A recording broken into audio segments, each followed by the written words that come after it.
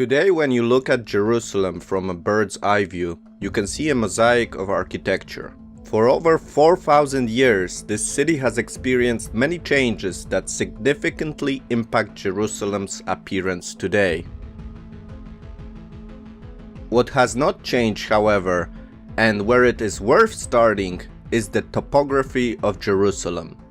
Therefore, in our first episode devoted to Jerusalem's geography, we will discuss this city's unique location and consider why this place is theologically significant.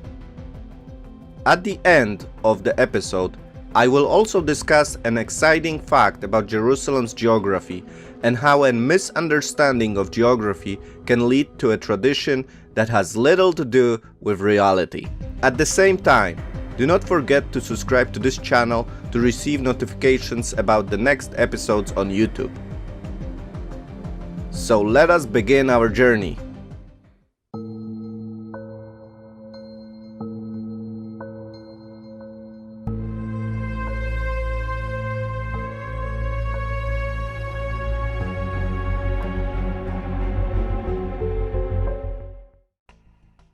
Jerusalem is located in a part of the world we call now the Middle East. The road to the heights on which the ancient city was built leads through the Judean mountains situated between the Mediterranean Sea and the so-called Dead Sea. Many hills surround the plateau on which Jerusalem was created. Therefore, the psalmist, referring to Jerusalem, wrote, "As the mountains surround Jerusalem, so the Lord surrounds his people, for this time forth and forever." A trip to Jerusalem is connected with a journey directed vertically upwards. The difference in elevation is mostly felt when traveling from the Dead Sea, the lowest point on earth, 400 meters below sea level, or Jericho, 258 meters below sea level, to Jerusalem, which is located at an altitude of about 770 meters above sea level. Regardless of the direction from which we come to Jerusalem, it is always associated with a climber. So we should not be surprised that many of the pilgrim psalms, the so-called Aliyah psalms, that is, the songs of the steps, or translating literally, the one who goes to the mountain, refer to this experience. I lift up my eyes to the mountains. From where shall my help come? Even today, when we travel to Jerusalem from Tel Aviv, some feel a specific change in pressure felt in their ears. A high-speed train from Tel Aviv to Jerusalem has been opened, which allows reaching Jerusalem in 35 minutes through a series of tunnels cut in the mountains. Of course, you can also reach Jerusalem by car, as Israel continues to expand and widen the roads leading to Jerusalem. If you really want to feel like a pilgrim, you can also reach Jerusalem by foot. One of the most interesting routes is the route from Jericho to Jerusalem. And so, in the footsteps of biblical heroes, you can travel among the spectacular gorges. But let us go back to the times before Jerusalem and take a look at the hill's location on which Jerusalem was built. There are 3 mountains and 3 valleys that have a significant impact on the development of Jerusalem. The mountains are Mount Moriah, the Western Mountain, sometimes called Mount Zion, to which we will return later, and Mount of Olives. Out of these 3 mountains, Mount Moriah was chosen as the best location for building the city. Although the Western Mountain is much larger and less steep, Mount Moriah was chosen because it had one unique and necessary element for the city to survive in this dry climate: water. Water is priceless in the desert. The Gihon life-giving stream, which ran from Mount Moriah, was something very special. With a continually flowing source of water, and protection in the form of hills, Mount Moriah was established as the best place for the first human settlements. Over time, the city expanded to the west, on the western mountain, while the Mount of Olives was the eastern border of the city, on which no settlements were built, and its burial functions were quickly determined. Besides the mountains that we have discussed, valleys also surround the city, which are dry basins of rivers that may periodically turn into waterways during heavy rainfall. And so, to the east we have the Kidron Valley, in the middle is the Tyropeon Valley, sometimes called the Central Valley, and in the west, the Hinnom Valley. If we look at the biblical text, the very location of Jerusalem has not only a geographical significance, but also a theological one. Multiple times we read in the Bible about the uniqueness of Jerusalem in God's sight. Even before the people of Israel reached the Promised Land, we read that God Himself designated Jerusalem as His chosen place forever. When the Hebrews were still in the desert after leaving Egypt, God says to His people, "But you shall seek the Lord at the place which the Lord your God will choose from all your tribes, to establish His name there for His dwelling, and there you shall come." We can ask the question, what is this place?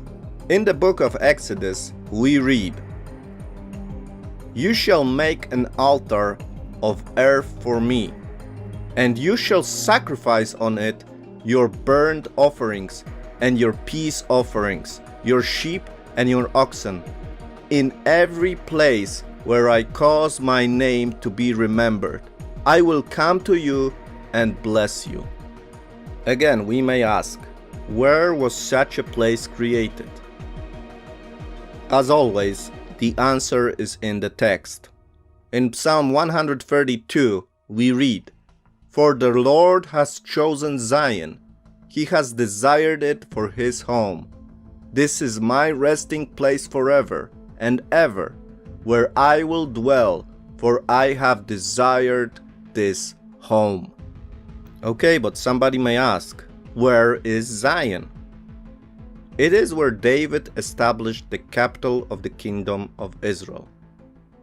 In the book of Chronicles, we read, "But I have chosen Jerusalem, that my name might be there, and I have chosen David to be over my people Israel." And so, even before David conquered the Jebusite city and called it Jerusalem, it was already chosen by God as a special place of His dwelling. Moreover, we read that God will live in this place forever, and importantly, make His name present there. How will God's name be present in Jerusalem? There are many interpretations of these words, but the most exciting and intriguing one is that God somehow physically wrote His name in Jerusalem's geography structure. How? Well, we talked about the 3 valleys that can be seen from a bird's eye view. When we look at all these 3 valleys, we can see a certain shape.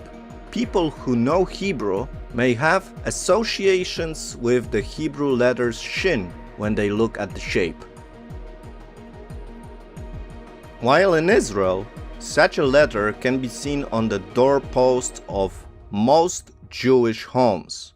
The letter Shin is on the so-called mezuzah, which is a shelter for a parchment roll with 2 Torah fragments, Deuteronomy 6 and Deuteronomy 11. These passages refer to the most important commandment to love God with all your heart and strength.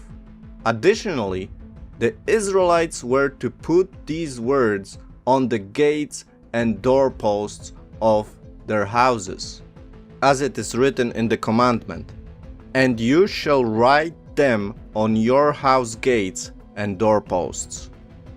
Why are the mezuzahs ornamented with the letters Shin?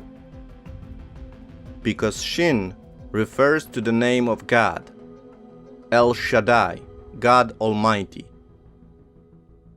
And on some mezuzahs, there is an opening through which the word Shaddai can be seen on the parchment. Therefore, God's promise in some way is already fulfilled because you can see the name Shaddai on most Jewish homes in Jerusalem. Some, however, go even further and claim that such symbolism can also be observed in the topography of Jerusalem.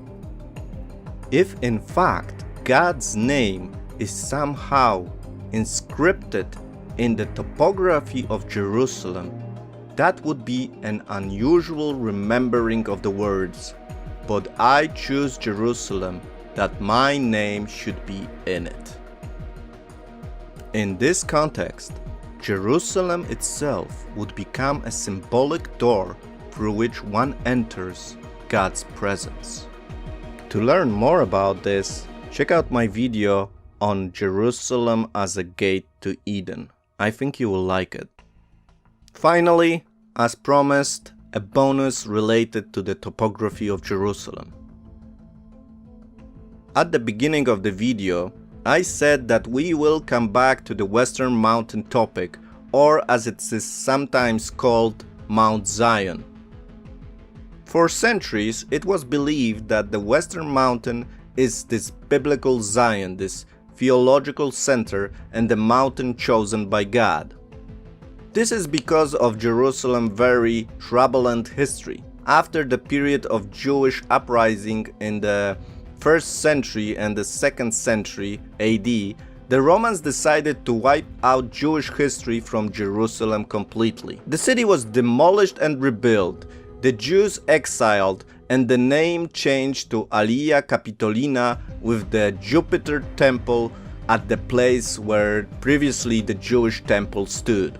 Now, fast forwarding history, at a certain point, it is the Crusaders who conquer Jerusalem and decide that the Western Mountain is this biblical Zion. The Crusaders even managed to sell this theory to other people because it was there that some Jews began to make pilgrimages and see this place as the burial place of King David. And because of that mistake by the Crusaders, for many centuries Zion was associated with the Western Mountain. When archaeologists discovered the real city of David, which is below the Temple Hill, this completely refuted the theory that the Western Mountain is Zion. Today hardly anyone believes that the Western Mountain is the biblical Mount Zion. But some people still call the Western Mountain Zion because of long traditions.